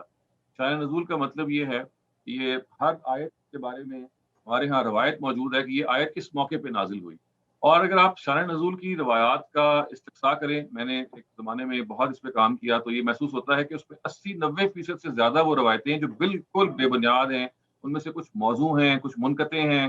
اور جو بات قرآن مجید میں کہی جا رہی ہے اس سلسلے سے متعلق نہیں ہے. تو ہمارے سارے علم نے ان شان نزول کی روایتوں سے قرآن کا مطلب سمجھنے کی کوشش کی، جس کے نتیجے میں براہ راست جو وہ سمجھ سکتے تھے وہ بھی سمجھ میں نہیں آیا، اور ان روایتوں پر چونکہ آپ منحصر ہو کے رہ گئے جو خود مشتبہ تھیں، تو جو کچھ سمجھ میں آیا وہ بھی کویسچنیبل ہو گیا. تو یہ وہ بڑی آپ کہہ لیجیے حادثہ میں کہوں گا اس کو، جو ہمارے ہاں وجود میں بہت پہلے آ چکا ہے. اور میں یہ آپ سے عرض کروں کہ چونکہ رابطہ رہتا ہے دنیا کے اسکالر سے جو قرآن مجید پہ کام کر رہے ہیں، کہ آج بھی اسی طرح سے قائم ہے. آپ فرائی اسکول کے جو لوگ ہیں یہ ایکسپشن ہے، اور یہ کوئی مٹھی بھر لوگ ہیں، چند لوگ ہیں. ادروائز اس وقت آپ الازہر کو دیکھ لیجئے، آپ عام مدارس کو دیکھ لیجئے، آپ دمشق کی یونیورسٹیز کو دیکھ لیجئے، آپ ملیشیا میں، آپ انڈونیشیا میں، اکثر جگہوں پہ آپ یہ دیکھیں گے کہ وہاں پہ قرآن مجید کی جو براہ راست فہم ہے، قرآن مجید کو براہ راست سمجھنا ہے، یہ زیر بحث نہیں آتا. یہ زیر بحث آتا ہے تو اس طریقے سے آتا ہے، آپ کو خارج کے سورسز کے ذریعے سے قرآن میں داخل ہونا ہے. اور جب جیسی آپ نے یہ فیصلہ کر لیا تو آپ یوں سمجھ لیجئے کہ قرآن مجید کا جو حکمت کا خزانہ ہے، جو خود آپ کو قرآن کے اندر سے سمجھنا تھا، اس کی زبان سے، اس کے نظم سے، اس کی پیراگرافنگ سے، وہ آپ اس سے محروم ہو گئے. جہاں تک آپ کے دوسرے سوال کا تعلق ہے، برمنگھم کے قرآن مجید سے آپ نے پوچھا تھا، تو دیکھیے یہ خاتون ایلبا فیضلی ان کا نام ہے، یہ اٹالین کرسچن ہیں. اتفاق سے میری پچھلے سال ایک کانفرنس ہوئی تھی قرآن کی سین ڈیگو میں، وہاں ان سے ملاقات ہوگی. انہوں نے یہ دو سائٹس ہیں، فولیوز کہتے ہیں، اس پہ دو پیجز کی 4 سائٹ بن جاتی ہیں جو انہوں نے دریافت کی، اور وہ سورہ مریم کا آخری آیتیں اور سورہ طہ کی شروع کی آیتیں، وہ 4 فولیوز ہیں،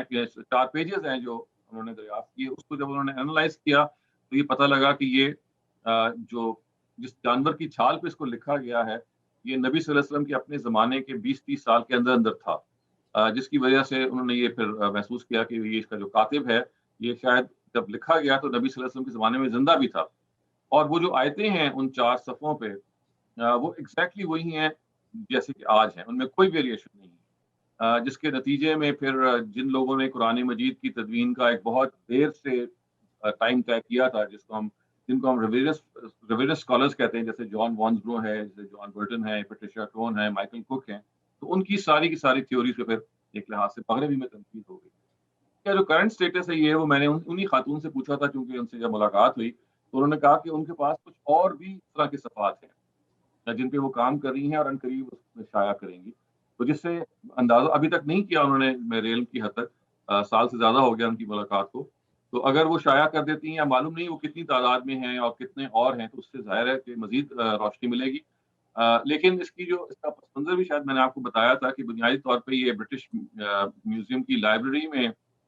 انہوں نے کچھ فولیوز دیکھے تھے جو کسی قرآن مجید جو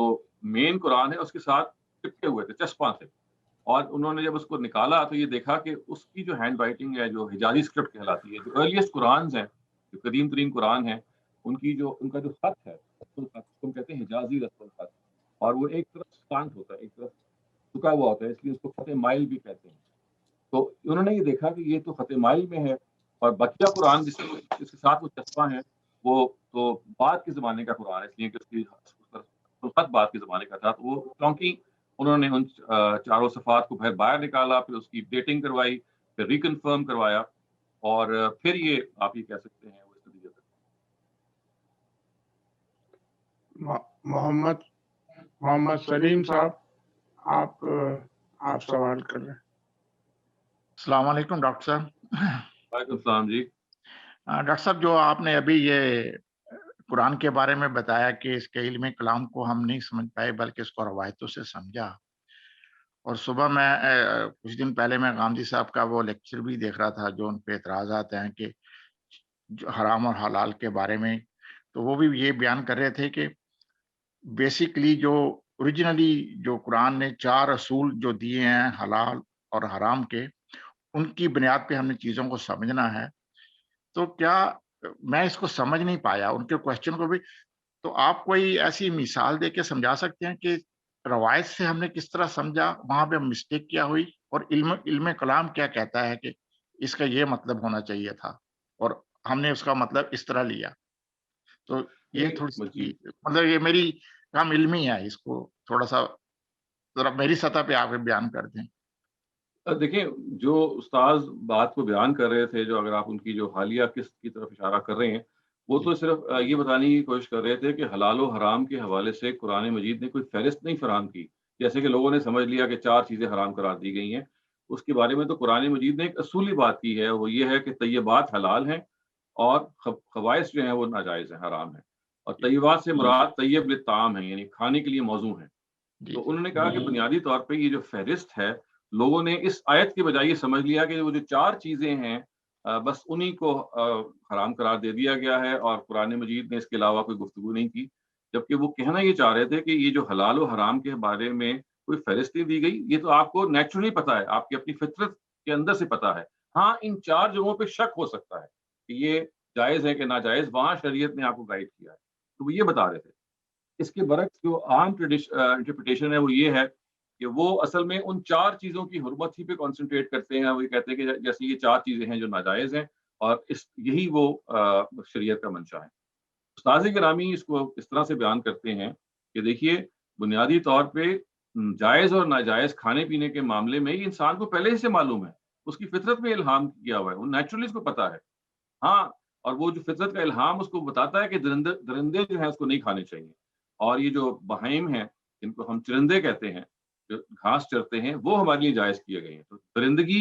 درندوں کا ناجائز ہونا اور چرندوں کا جائز ہونا یہ ہماری اپنی فطرت کہتی ہے. البتہ یہ 4 جگہیں ایسی ہیں کہ جہاں پہ یہ اشتباہ ہو جاتا ہے کہ فلاں جانور درندہ ہے یا چرندہ ہے. جیسے سور کے بارے میں اشتباہ ہو جاتا ہے, یا یہ اشتباہ ہو جاتا ہے کہ خون جو ہے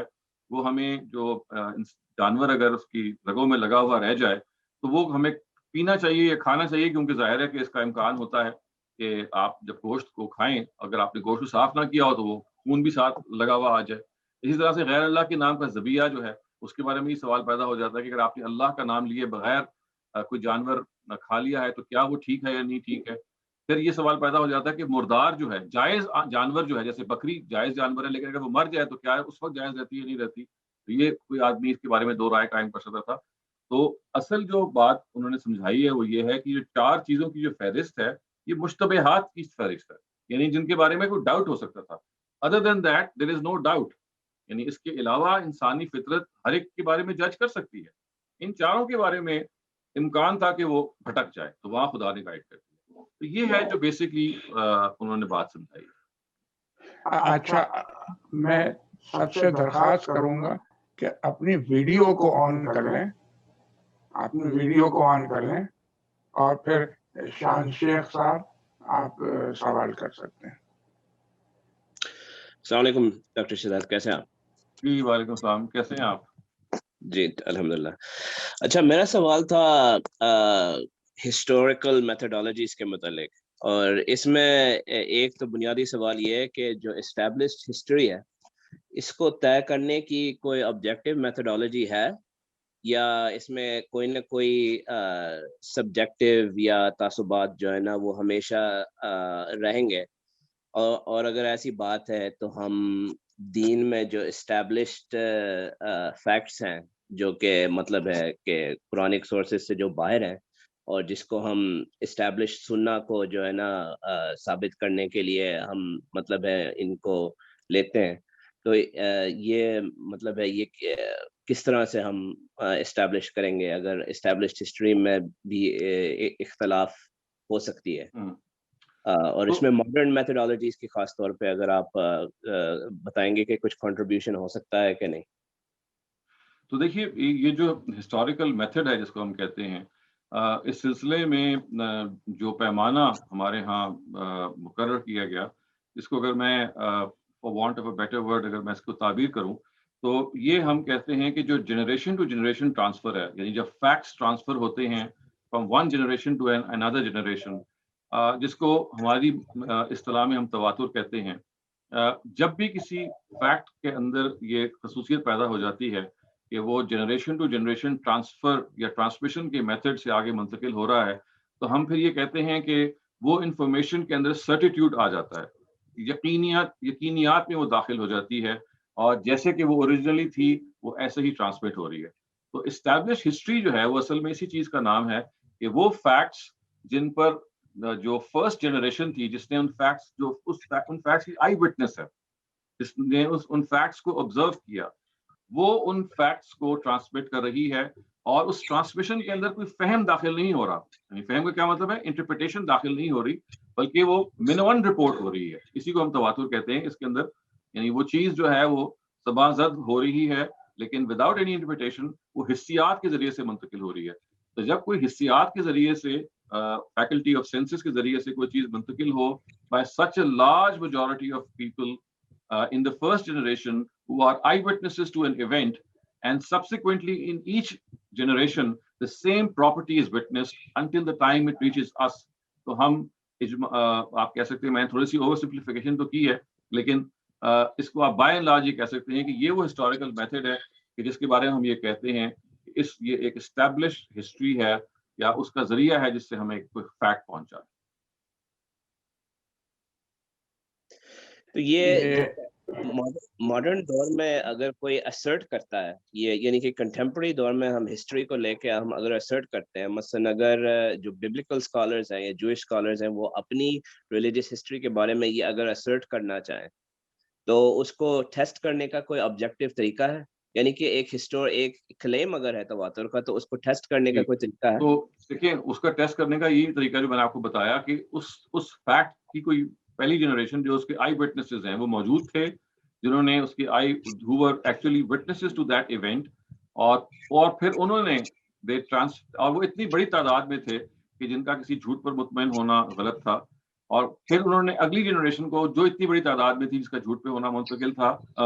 ناممکن تھا، اور جو کچھ وہ ٹرانسمٹ کر رہے تھے وہ کوئی انٹرپریٹیشن کی چیز نہیں تھی، یعنی وہ سبجیکٹ انٹرپریٹیشن نہیں تھا، بلکہ وہ حسیات کی چیز تھی، آنکھوں دیکھا حال تھا، کان سنی بات تھی. تو یہ پراپرٹی جس چیز میں بھی آئے گی، یعنی آپ دیکھ لیں کہ پہلی بات تو یہ ہے کہ جو فرسٹ جنریشن ہے جس نے اس چیز کو وٹنس کیا وہ اتنی بڑی تعداد میں ہونی چاہیے کہ جس کو ہم وہ منیمل تعداد کہتے ہیں کہ جو جھوٹ پہ جمع نہیں ہو سکتی. پھر یہ کہ جو چیز ٹرانسمٹ ہو رہی ہے وہ it is not subject to any interpretation, it is something which is directly reported as your eyes would see something, اور your ears would hear something, اور your words would transmit something. دوسری بات. اور تیسری بات یہ کہ جس کو ٹرانسمٹ کی جا رہی ہے وہ بھی ایک اسی تعداد میں ایک اگلی جنریشن ہے، جیسے کہ پہلی جنریشن ہے، اس سے کم نہیں ہونی چاہیے، اس سے برابر، اس سے زیادہ ہی ہونی چاہیے. تو یہ پراپرٹیز جب جس چیز میں پائی جائیں گی، جس ٹرانسمیشن میں، اس کے بارے میں آپ اطمینان کر سکتے ہیں. مثال کے طور پہ آپ دیکھیے کہ حضرت مسیح جب رخصت ہوئے تو ان کے 12 حواری تھے یا 12 ڈسائپلز تھے. تو ان کی طرف سے جو فیکٹس ہمیں جو اگر دیے گئے ہوں گے جو انہی کی طرف سے منتقل ہوئے تھے، تو ان پہ کبھی بھی ہم تواتر کا اطلاق نہیں کر سکتے، یا کبھی ہم یہ نہیں کہہ سکتے کہ اسٹیبلش ہسٹری ہے. ہم یہی کہیں گے کہ یہ اسکیٹرڈ ہسٹری ہے یا آئسولیٹڈ ہسٹری ہے which can be true and which can be false and which has to be judged in the light of historical principles. اور قرآن مجید کو یہ خصوصیت حاصل ہے کہ یہ بیسکلی وہ پہلا ڈاکیومنٹ ہے کہ جو جب انسانی تاریخ کو آپ کہہ لیجئے کہ جس کہتے ہیں نا کہ ما قبل تاریخ کا جو زمانہ تھا اس سے نکل کے روشن تاریخ میں پہلا وہ ڈاکیومنٹ ہے کہ جس کو یہ اعزاز حاصل ہے کہ یہ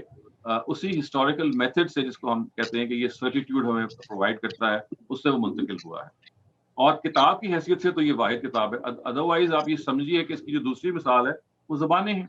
تمام زبانوں کو یہی پراپرٹی ان کی حاصل ہے کہ ان کی ایک بڑی تعداد میں لفظ کا جو مطلب ہے اور لفظ خود جو ہے وہ منتقل کیا نیکسٹ جنریشن کو. چنانچہ آپ دیکھیے میں اور آپ جب زبان سیکھتے ہیں تو لغت پڑھ کے نہیں سیکھتے، ہم یہ نہیں دیکھتے کہ کار یا بیگ یا روف یا سیلنگ یا فین یا جو سینٹینسز ہم کوائن کرتے ہیں یہ کہیں پائے جاتے تھے، ہم ان کو سیکھا ہے. یہ ہم اپنے سماعت سے سنتے ہیں بہت بے تحاشا طریقے سے اور پھر بولنا شروع کر دیتے ہیں. تو we are part of that process کہ thousands and thousands of people say the same. یعنی کوئی یہ نہیں کہے گا کہ میں جب کہوں گا یہ چیئر ہے تو کہے گا جس کا مطلب فین ہے، اور فین کا کوئی مطلب یہ نہیں کہے گا جس کا مطلب سیلنگ ہے. تو الفاظ بھی متعین ہیں اور ان کا مطلب بھی متعین ہے، اور یہ تواتر سے منتقل ہوئے ہیں. فرق صرف یہ ہے کہ قرآن مجید وہ واحد کتاب ہے جو اس طرح منتقل ہوئی ہے. زبان تو مفرد الفاظ ہیں یا پرووربز ہیں یا محاورے ہیں, اس حد تک تو ہم یہ کہہ سکتے ہیں. یعنی کسی اور کتاب کی مثال ہم نہیں دے سکتے کہ جو ایسے منتقل ہوئی ہو. البتہ انڈیویجول سینٹنسز, انڈیویجول الفاظ کو وہی حیثیت حاصل ہے زبان کی جو قرآن مجید کو بحیثیت کتاب کی حاصل ہے. یہ انوار صاحب اور منیر قریشی صاحب کے سوالات تھے ویلنٹائن کے بارے میں, تو وہ لوگ اگر انمیوٹ کر کے سوالات کر سکیں تو بہت مہربانی ہوگی. منیر قریشی صاحب اور انوار صاحب. اور ان دی مین ٹائم آپ فہیم صاحب آپ سوال کر لیں. میں سوال کر لوں طارق صاحب؟ یہ فہیم صاحب نے ہاتھ اٹھایا تھا نا. جی آپ مجھے اجازت دے رہے ہیں؟ جی ہاں. میں ایکچولی میرے 3 کوشچنز تھے لیکن وہ ویلنٹائن ڈے کے حوالے سے وہ نہیں ہے. آبویسلی اجازت ملی ہوئی ہے تو ہم ایڈوانٹیج لے رہے ہیں. تو وہ یہ تھا کہ اگر وہ ڈاکٹر صاحب تھوڑا سا ٹچ کر دیں کہ ثواب کے حساب سے کہ کاؤنٹنگ جو ہے وہ کیسے ہوتی ہے, اور یہاں پہ تو عجیب قسم کی کاؤنٹنگ کرواتے ہیں کہ اتنی دفعہ یہ چیز پڑھ لو تو اتنا ثواب, اتنے ہزار ثواب. اور پھر دوسرا کویشچن یہ ہے کہ پھر یہ نمبرولوجی کا سلسلہ جو ہے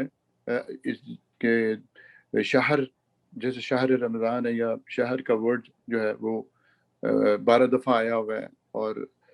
چونکہ ہے ہی 12 مہینے ہوتے ہیں سال میں, اور پھر 365 ڈیز یوم کے حساب سے 365. اس کاؤنٹنگ کا سلسلہ جو ہے یہ کیا کوئنسیڈنس ہے یا واقعی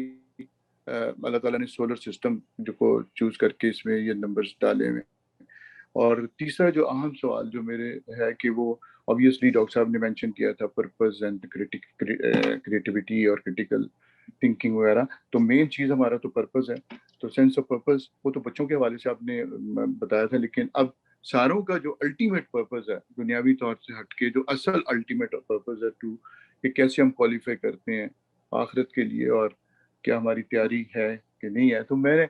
اپنے بچوں کو تو جو ہے وہ ہماری دعا الحمدللہ, اور پھر میں والعصر جو سورہ ہے اس کے اوپر تلقین کرتا ہوں. لیکن کیا ہمارے جو علماء حضرات ہیں یا کہیں ایسا SOP یا ڈوز اینڈ ڈونٹس چیزیں جو ہیں وہ دی ہیں, 1 پیجر ہو یا 2 پیجرز ہوں, جس میں ہمیں پتہ ہو کہ وہ صرف والعصر پہ کرتے رہیں ہم لوگ اور پتہ چلے کہ نہیں مین چیز you have left it some where. تو بھلے انسان قرآن کے لیے ہم جڑے ہوتے ہیں لیکن ہر بندہ عجیب طریقے سے غلط طریقے سے بھی لے سکتا ہے اور اس کو اور پیرائے میں بھی لے سکتا ہے. لیکن اگر بالکل سامنے بلیک اینڈ وائٹ, اور یہ کیونکہ ویلیوز تو وہی خداوند کریم نے تو ویلیوز جو ہیں جھوٹ اور سچ اور یہ تو ہمیشہ کانسٹنٹ ہی رہنی ہے. تو وہ ویلیوز جو ہے کیا ایکسٹریکٹ کر کے علماء نے کوئی ایسی جگہ پہ کیا بتائی ہوئی ہے تاکہ ہم کم از کم استفادہ اٹھا سکیں, ایٹ لیسٹ کہ ڈوز اینڈ ڈونٹس جو ہیں وہ ہمارے پاس ہیں. Thank you. تو میں آپ کے آخری سوال سے شروع کر لیتا ہوں کہ دیکھیے اس کی بہت ساری کاوشیں لوگوں نے کی ہیں کہ یہ بات بتائی جائے کہ جو اسینشل ریکوائرمنٹس ہیں یا یوں سمجھ لیجئے کہ جو لازمی ریکوائرمنٹس ہیں مذہب کے حوالے سے جو آخرت کی کامیابی پہ منتج ہوتی ہیں, اور وہ آپ نے ٹھیک اشارہ کیا کہ سورہ عصر جو ہے وہ ان چیزوں کو بہت اہم بنیادی طور پہ بیان کر دیتی ہے کہ آخرت کی جو کامیابی ہے اس کی لازمی شرائط کیا ہیں وہ وہاں بیان ہو جاتی ہیں. لیکن وہ بیان اجمالی ہے. مثال کے طور پہ دیکھیے اس میں جو ورڈز ہیں کہ آمنو و عامل الصالحات, نیک اعمال کیے جائیں, تو یہ نیک اعمال کی تشریح ہے جو ہمارے اسکالرز نے کی ہوئی ہے, اور عام طور سے اس کو تقسیم کیا ہے عبادات میں, معاملات میں اور اخلاقیات میں. تو یہ 3 ہماری وہ تقسیم آپ کے لیے 3 کیٹیگریز ہیں جو ہمارے ٹریڈیشنل اسکالرز کرتے ہیں کہ معاملات, اخلاقیات اور عبادات. ان تینوں میں کی فہرستیں لوگوں نے بنائی ہوئی ہیں. ان میں یہ بتایا ہے کہ دیکھیے عبادات میں یہ چیزیں اہم ہیں, معاملات کے اندر یہ چیزیں اہم ہیں, اور اخلاقیات کے ہاں یہ چیزیں اہم ہیں. اگر آپ مثال کے طور پہ قدیم تقسیم کو دیکھنا چاہیں تو مولانا یوسف اصلاحی صاحب کی جو کتاب ہے, یہ ہے مولانا جلیل احسن ندوی صاحب کی کتاب ہے راز حیات اور زاد راہ. جس میں انہوں نے اس کو بہت عمدہ طریقے سے تقسیم کر کے بتایا ہوا ہے. آپ اگر اس کے علاوہ بعض اسکالرس کو دیکھنا چاہیں، میں اس لیے کہہ رہا ہوں کہ یہ کسی ایک شخص کی کاوش نہیں ہے، یعنی یہ اس میں بہت سارے لوگوں نے کاوش کی ہوئی ہے. ٹریڈیشنل اسکالرز نے بھی کی ہوئی ہے اور فرائی اسکالرز نے بھی کی ہوئی ہے. ہمارے اپنے استاذ جاوید احمد غامدی نے بھی اس میں تفصیل لکھی ہوئی ہے، اور ان کی جو کتاب میزان کا اگر آپ وہ چیپٹر پڑھیں جس میں وہ اخلاقیات پہ گفتگو کرتے ہیں، تو آپ کو وہ بیسک انسانی خصائص کی طرف وہ اشارہ کرتے ہیں کہ جو اصلاً تو آپ کی اپنی فطرت کے اندر ودیت ہیں، یعنی you don't need to go to the Quran اور any external authority to find them, لیکن قرآن مجید بھی ان کی تذکیر و یاد دہانی کرتا ہے. تو آپ اگر اس کا اچھا خلاصہ دیکھنا چاہیں تو انہوں نے اپنی کتاب کا وہ خلاصہ بھی کر دیا ہے الاسلام کے نام سے، اور وہ بیسکلی کتاب نان مسلمس کے لیے لکھی گئی ہے، اور ابتدائی طور پہ جو مسلمان پہلی مرتبہ دین کا انٹروڈکشن چاہتے ہیں یہ ان کے لیے بھی ہے. وہ کتاب الاسلام کے نام سے ان اے ویری شارٹ وے 150 صفحے ہیں. اس میں اخلاقیات کا بھی پہلو آ جاتا ہے، ایمانیات کا پہلو بھی آ جاتا ہے، اور عبادات کا بھی. تو یہ ان تینوں چیزوں سے مرکب ہے،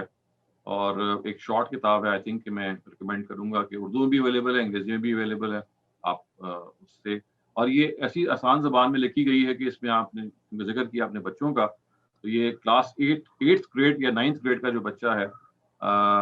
وہ بھی اس کو آسانی سے پڑھ سکتا ہے.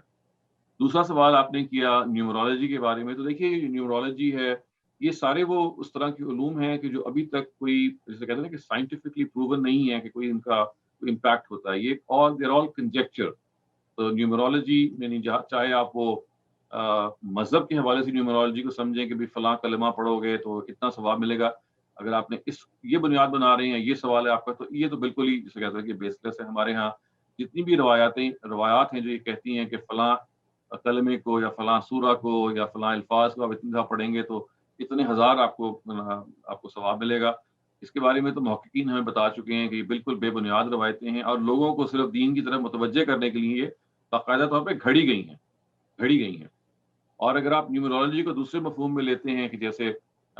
12 مہینے جو ہیں وہ 1 سال کے ہیں، یا 7 دن جو ہیں وہ 1 ہفتے کے ہیں، اور اس کے بعد پھر اس کی ایک کیلکولیشن کرتے ہیں، اور اس کیلکولیشن کے ذریعے سے پھر وہ یہ بات کہ نحوست کن دنوں میں ہے، اور آپ گڈ لک کون سے دن لے کے آتے ہیں. اگر آپ اس پہلو سے نیومرولوجی کو دیکھ رہے ہیں تو وہ بھی ایک کنجیکچرل علم ہے. اس کے بارے میں کوئی ہمیں یقینیات سے ہم یہ نہیں کہہ سکتے کہ فلاں جو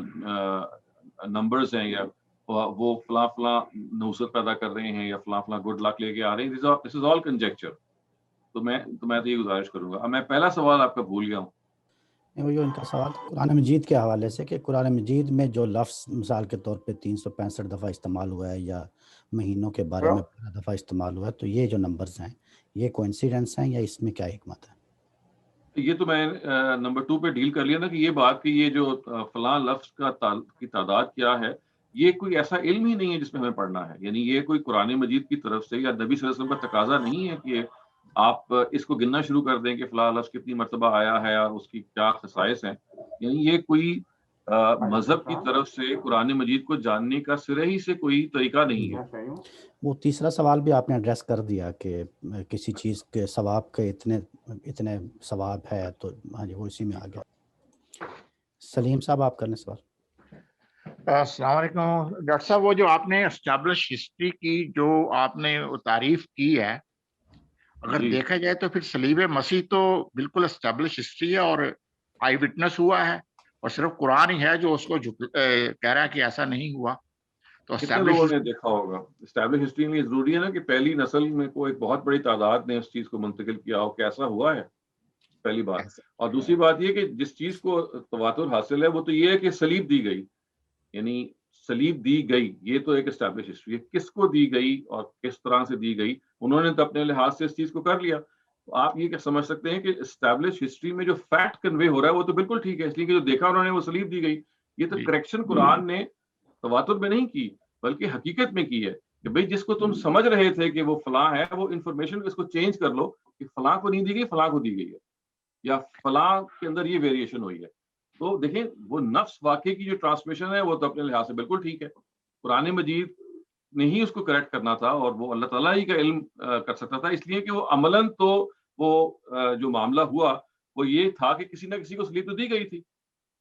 یعنی چاہے وہ یہودا اسکریوتی کو دی گئی، جو جوڈس کہلاتے ہیں، یا مسیح کو دی گئی، یہ تو کریکشن ہے جو قرآن نے کی ہے. لیکن نفس واقعہ یہ ہے کہ کسی نہ کسی کو سلیب دی گئی تھی. تو اس لحاظ سے تو آپ یہ کہہ سکتے ہیں کہ اگر آپ تواتر کا جو پہلی جنریشن کو نظر انداز بھی کر دیں تو بہرحال یہ اس واقعے کو یہ تواتر حاصل ہے. یعنی واقعہ یہ ہے کہ کسی کو سلیب دی گئی اور یہ منتقل ہوا ہے. قرآن نے صرف یہ کریکٹ کیا ہے کہ بھئی جس کو تم مسیح سمجھ رہے تھے وہ یہودا تھا. یہ کریکشن اصل میں نوعیت واقعہ میں ہے نہ کہ اس کی ٹرانسمیشن کے نیچر میں ہے. نہیں وہ بات آپ کی صحیح ہے، لیکن وہاں پہ موجود لوگوں نے تو اس مسیح کو دیکھا نہیں. ان کو یہ دیکھیں نا، قرآن مجید میں تو یہ کہا گیا نا کہ ولیکن شبہ لہم، ان پہ تو مشتبہ کر دیا گیا تھا معاملہ. انہوں نے یہ دیکھا کہ مسیحی ہیں، حقیقتاً وہ مسیح نہیں تھے. جو انہوں نے دیکھا اس کے لحاظ سے انہوں نے منتقل کر دیا. اس لیے میں کہہ رہا ہوں کہ وہاں تو بات بالکل ٹھیک طرح سے آ گئی ہے. قرآن نے صرف یہ کہا کہ جس کو تم مسیح سمجھ رہے تھے وہ مسیح نہیں تھا. گویا کہ نفس واقعہ یہ تھا کہ کسی کو انہوں نے سلیب دی ہے اور ان کی دانش پہ انہوں نے مسیح کو دی ہے. تو اس کو تو واقعی تواتر حاصل ہے، اس کو کوئی چیلنج نہیں کرتا. تو قرآن مجید نے اس کے تواتر کو چیلنج نہیں کیا، صرف اس پیس آف انفارمیشن کو کریکٹ کیا کہ بھائی وہ واقعہ تو ہوا ہے لیکن ان پہ نہیں ہوا بلکہ ان پہ ہوا ہے. جس کو آپ اپنی جو آپ کی نگاہوں پہ پردہ پڑ گیا تھا، جس کو آپ نے مسیح سمجھ لیا ہے، اگر آپ وہ پردہ قرآن کہتا ہے میں اٹھا دوں، وہ شخصیت کوئی اور تھی. تو واقعے کی کریکشن کی گئی ہے نہ کہ اس کے ٹرانسمیشن کی. شہزاد سلیم صاحب،